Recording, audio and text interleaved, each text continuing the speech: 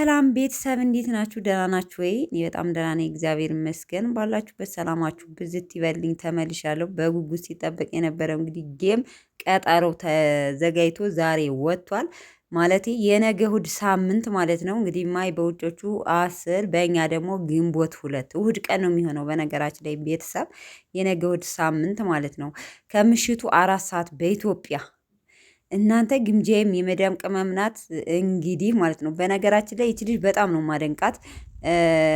ከመዳም ቅመሞች ኢትዮጵያ ውስጥ መጥታ ወይም አረብ ሀገር ሆና እየሰራች ያለች ልጅ ብትኖር ግምጃዬ ናት እና በጣም ነው ማደንቃት ማለት ነው። በጣም ጎበዝ ልጅ ናት። በጣም በጣም እንግዲህ ከታዋቂ ዩቲዩበር እንትን ቲክታከር ላይቭ የምትጫወተው ማለት ነው እና ላይቭ ላይ ስትገባ ራሱ 4000 5000 ሰው ነው የሚከታተላት እና ጫወታውን ከሀይሚ ጋር በባለፈው እንዲጫወቱ ተነጋግረው ነበር።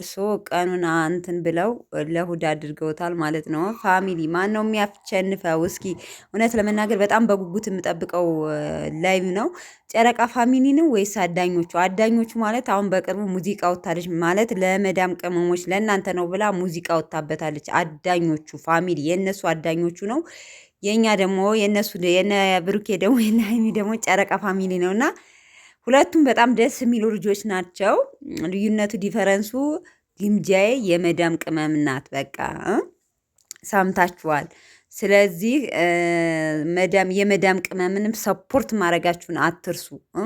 ሰምታችኋል። ለማንኛውም በጉጉት እንጠብቃለን። እሑድ ነው። አንድ ሳምንት ብቻ ነው የቀረው ማለት ነው እና እናያለን ማን እንደሚያሸንፍ ማለት ነው። እሺ ቤተሰቦቼ ማን የሚያሸንፍ ይመስላችኋል? ጨረቃ ፋሚሊ ወይስ አዳኞቹ?